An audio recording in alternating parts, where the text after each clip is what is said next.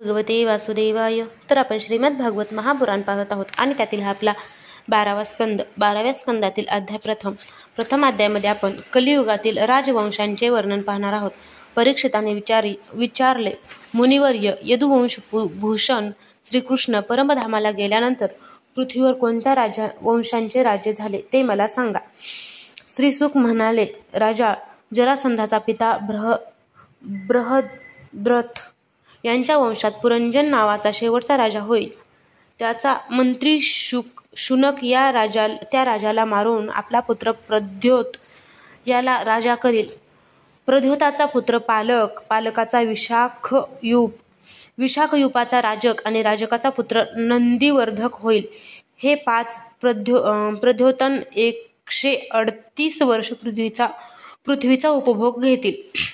यानंतर शिशुनाग नावाचा राजा होईल. त्याचा पुत्र काकवर्ण त्याचा क्षेमधर्मा आणि त्याचा पुत्र क्षेत्रज्ञ होईल.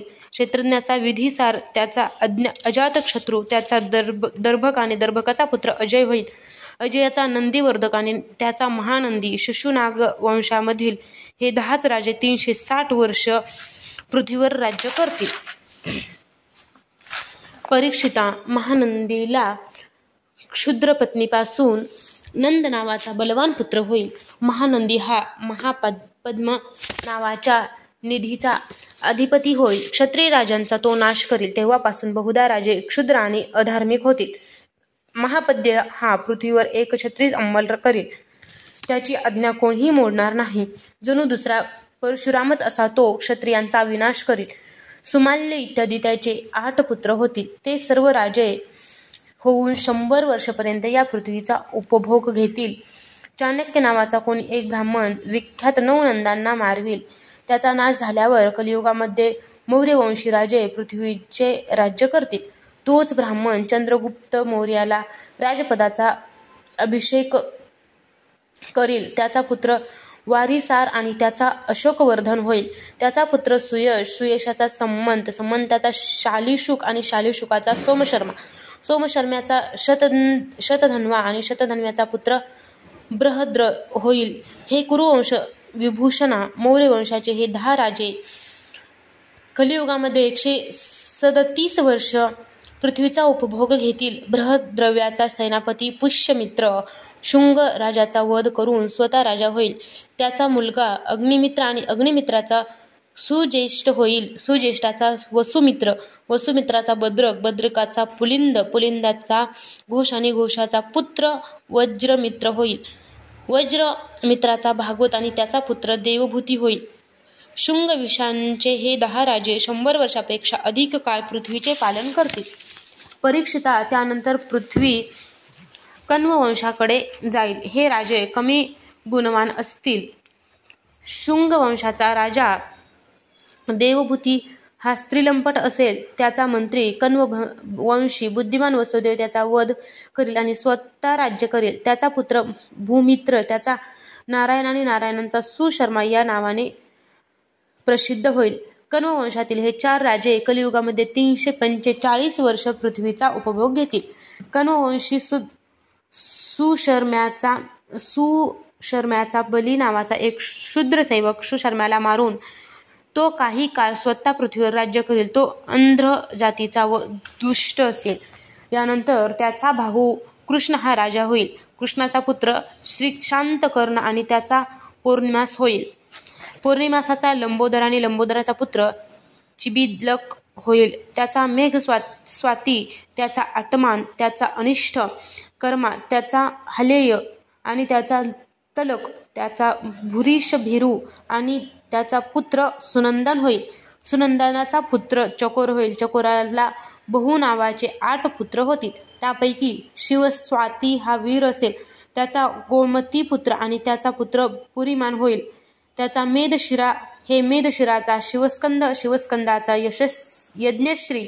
यज्ञश्रीचा विजय आणि विजयाचे चंद्रविघ्न आणि लोमधी नावाचे 2 पुत्र होतील. परीक्षिता, हे 30 राजे 156 वर्षपर्यंत पृथ्वीचे राज्य उपभोगतील. त्यानंतर अवभृती नगरीचे 7 अभीर, 10 गर्दभी आणि 16 कंक राजे पृथ्वीवर राज्य करतील. हे अतिशय लोभी असतील. यानंतर 8 यमन आणि 14 तुर्क राजे राज्य करतील. त्यानंतर 10 गुरुंड आणि 11 मौन राजे होतील. परीक्षिता मौनांच्या खेरीज इतर सर्वजण 1099 वर्षपर्यंत पृथ्वीचा उपभोग घेतील. तसेच 11 मौन राजे 300 वर्षपर्यंत पृथ्वीवर शासन करतील. ते गेल्यावर किलिकिला नावाच्या नगरीत भूतनंद, वंगिरी, शिशुनंदी, त्याचा भाऊ यशोनंदी आणि प्रवीरक हे 106 वर्षे राज्य करतील. त्यांना बाल्हिक नावाचे 13 पुत्र होतील. त्यांच्यानंतर पुष्पमित्र नावाचा क्षत्रिय आणि त्याचा पुत्र दुर्मित्र यांचे राज्य असेल. बाल्हिक वंशातील राजे एकाच वेळी निरनिराळ्या प्रदेशांवर राज्य करतील. त्यापैकी 7 आंध्र देशांचे व 7 कौसल देशांचे अधिपती होतील. काही विदूर भूमींचे शासक तर काही निषेध देशांचे राजे होतील. यानंतर विश्वस्फूर्जी मगध देशाचा राजा होईल. हा दुसरा पुरंजय ब्राह्मण इत्यादी वर्णांचे पुलिंद, यदू, मद्र इत्यादी म्लेच्छांसारख्या जातींमध्ये रूपांतर करील.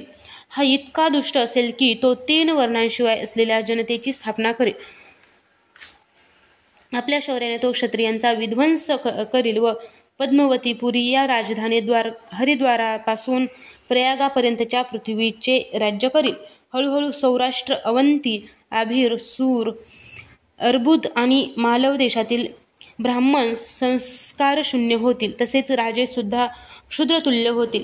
सिंधू तट, चंद्रभागेचा तट, कौंतीपुरी आणि काश्मीर परिसरावर प्राधान्य करून शूद्रांचे संस्कार व ब्रह्मतेज नाहीसे झालेल्या ब्राह्मणांचे तसेच म्लेच्छांचे राज्य असेल. परीक्षिता, हे राजे आचारविचाराच्या बाबतीत म्लेच्छांसारखेच असतील. हे सर्वजण एकाच वेळी निरनिराळ्या प्रांतांमध्ये राज्य करतील. हे सगळे अधार्मिक, खोटारडे, कंजूष आणि रागीट असतील. हे दुष्ट लोक स्त्रिया, मुले, गायी, ब्राह्मण यांना मारून टाकण्यात संकोच करणार नाहीत. दुसऱ्यांच्या स्त्रिया आणि धन हडप करण्यासाठी हे नेहमी उत्सुक असतील. यांची उन्नती किंवा अधपतन होण्यास वेळ लागणार नाही. हे हलक्या मनाचे आणि अल्पायुष्य असतील. हे संस्कारहीन, कर्तव्यशून्य, रजोगुण, तमोगुणांचे व्यापलेले राजांच्या रूपातील म्लेच्छ प्रजेला खाऊन टाकतील. राजेच असे असतील तेव्हा देशातील प्रजेचा स्वभाव, आचरण आणि बोलणे चालणेही तसेच असेल. राजांकडून त्रस्त झालेली प्रजा आपापसात सुद्धा एकमेकांना त्रास देऊन नष्ट होईल. अध्याय 1 समाप्त.